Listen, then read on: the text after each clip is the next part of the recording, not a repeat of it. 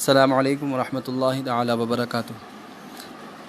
محترم سامعین، آج 15 رمضان المبارک کی مبارک ساعت ہے اور آج کا دن نواس مصطفیٰ، راکب دوش خیر الورا، شہزادہ شیر خدا، جگر گوشہ سیدہ زہرا، برادر سید الشہداء، سید الاسخیاء، صاحب خوف و رجا، سردار نوجوانان اہل جنت، جبل استقامت و شجاعت، فخر ولایت و امامت، خلیفہ راشد، پارسا و زاہد، امام المتقین، سید الساجدین، سراج السالکین، امیر المومنین، خلیفۃ المسلمین، ابو محمد سیدنا امام علی مقام، امام ہمام، امام حسن مجتبیٰ رضی اللہ تعالی عنہ کا ولادت کا دن ہے۔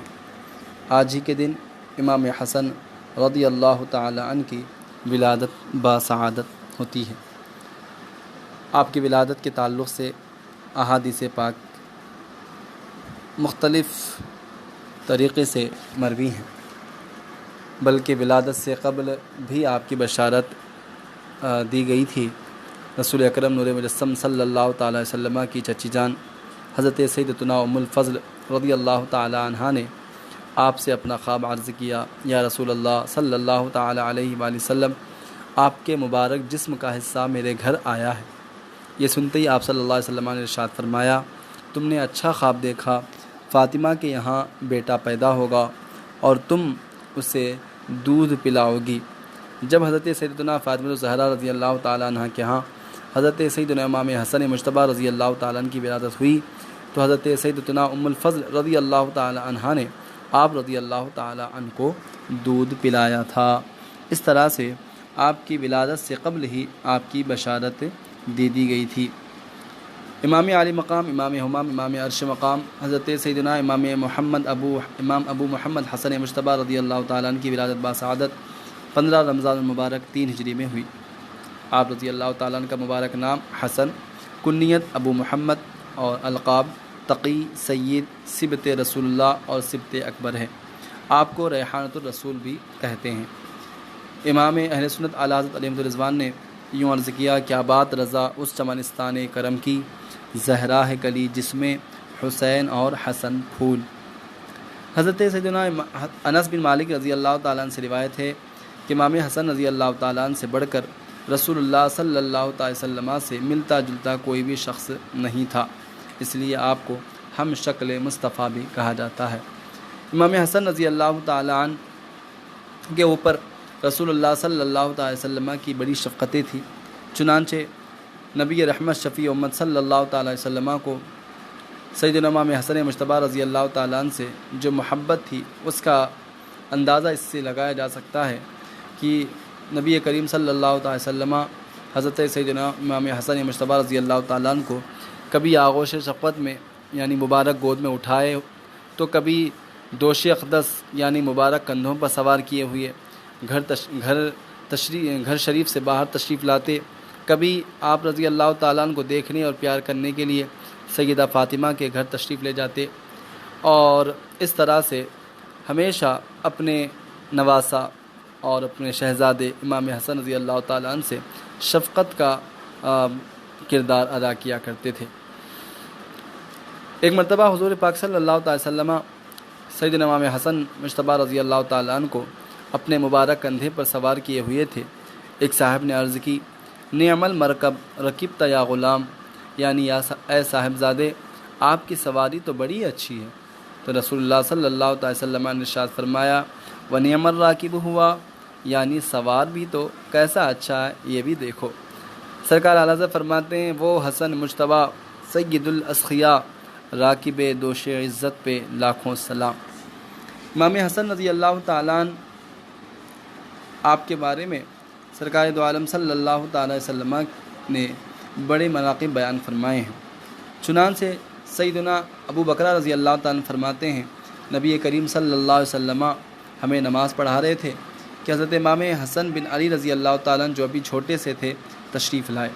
جب بھی رسول اللہ صلی اللہ علیہ وسلم سجدہ فرماتے، امام حسن مجتبیٰ رضی اللہ تعالیٰ عنہ سرکار مدینہ صلی اللہ علیہ وسلم کی گردن شریف اور پیٹھ مبارک پر بیٹھ جاتے۔ آپ صلی اللہ تعالی وسلم نہایت آرام سے اپنا سر اقدس سجدے سے اٹھاتے اور انہیں شفقت سے اتارتے۔ جب نماز مکمل کر لی تو صحابہ کرام علیہم الرضوان نے عرض کی، یا رسول اللہ، اس بچے سے آپ اس انداز سے پیش آتے ہیں کہ کسی اور سے ایسا سلوک نہیں فرماتے۔ سرکار مدینہ صلی اللہ علیہ وسلم نے ارشاد فرمایا کہ یہ دنیا میں میرا پھول ہے، یعنی میں کیوں نہ اس سے شفقت کروں، کیونکہ یہ تو اللہ تبارک و تعالیٰ کا دیا ہوا انعام ہے کہ یہ دنیا میں میرا پھول ہے۔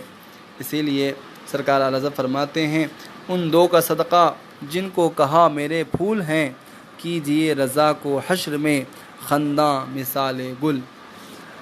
حضور پاک صلی اللہ تعالی وسلم نے حضرت سیدنا امام حسن مجتبیٰ رضی اللہ تعالیٰ عنہ کو ایک اور بشارت بھی عطا فرمائی۔ چنانچہ حضرت سیدنا ابو بکر رضی اللہ تعالیٰ عنہ فرماتے ہیں کہ میں نے دیکھا سرکار نامدار نبی کریم رؤوف الرحیم صلی اللہ تعالیٰ علیہ وآلہ وسلم ممبر پر جلوہ گر تھے، اور امام حسن بن علی رضی اللہ تعالیٰ عنہ آپ صلی اللہ علیہ وسلم کے پہلو میں یعنی برابر میں بیٹھے تھے۔ نبی کریم صلی اللہ علیہ وسلم کبھی لوگوں کی طرف توجہ کرتے اور کبھی امام حسن کی طرف نظر فرماتے، اور پھر آپ نے ارشاد فرمایا، میرا یہ بیٹا سید ہے، یعنی میرا بیٹا سردار ہے، اللہ عز و جل اس کی بدولت مسلمانوں کی دو بڑی جماعتوں میں صلح فرمائے گا۔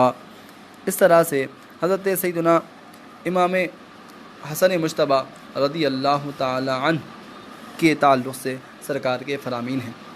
حضرت ملا علی قاری رحمۃ اللہ تعالی علیہ فرماتے ہیں کہ امام حسن رضی اللہ تعالی عنہ کو اللہ تبارک و تعالی نے غوثیت کبریٰ یعنی پہلا غوث اعظم امام حسن رضی اللہ تعالی عنہ کو بنایا، اور پھر بیچ میں سرکار سیدنا عبد القادر جیلانی رضی اللہ تعالیٰ عنہ غوث اعظم ہیں، اور آخر وقت میں امام مہدی رضی اللہ تعالیٰ عنہ غوث اعظم ہوں گے۔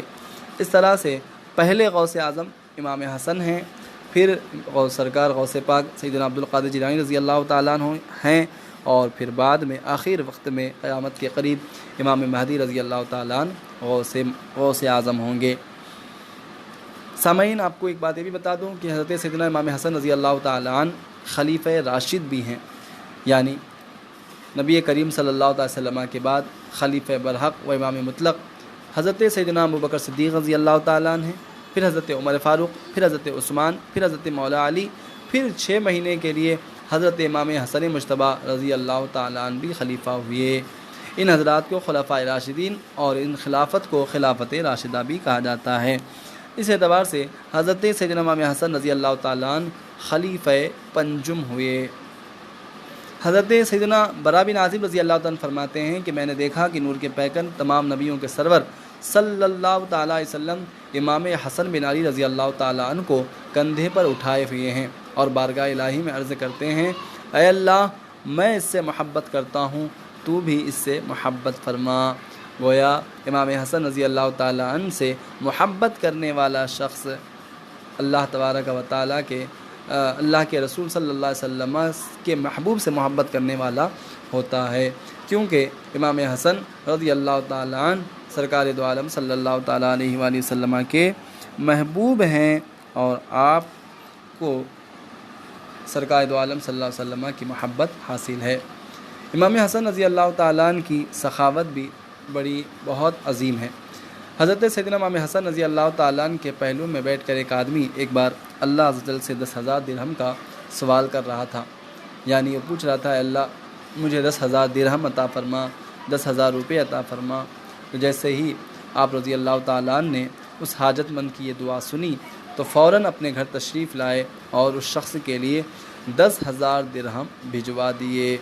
تو گویا اگر کسی فقیر کو مانگتا دیکھتے تو آپ فوراً اس کے لیے کوشش فرماتے اور ہاتھوں ہاتھ اس کی ضرورت کو پوری فرما دیتے تھے۔ اس سے بھی امام حسن رضی اللہ تعالیٰ عنہ کے عظمت کا اندازہ لگتا ہے۔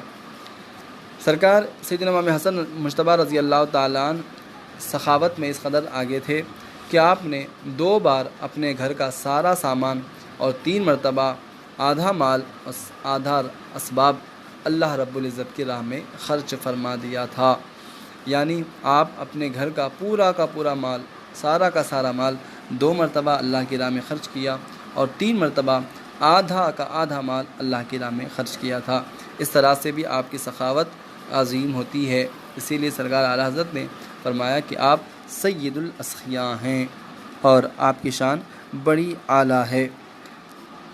سرکار امام حسن مجتبیٰ رضی اللہ تعالیٰ عنہ کی عبادت بھی بہت عظیم ہے۔ حضرت سیدنا امام حسن رضی اللہ تعالیٰ نے فرمایا کہ مجھے حیا آتی ہے کہ میں اپنے رب عز و جل سے اس حال میں ملاقات کروں کہ اس کے گھر کی طرف کبھی نہ چلا ہوں۔ چنانچہ آپ نے 20 بار مدینۃ المنورہ سے پیدل مکہ المکرمہ کی زیارت کے لیے حاضر ہوئے تھے، اور 20 مرتبہ آپ نے گویا کعبۃ اللہ کی زیارت پیدل ہو کر کے فرمائی تھی۔ کہاں سے؟ مدینہ منورہ سے مکہ مکرمہ کی طرف۔ حضرت سیدنا امام حسن مجتبیٰ رضی اللہ تعالیٰ جب کبھی وضو کر کے فارغ ہوتے تو آپ کا رنگ بدل جاتا تھا۔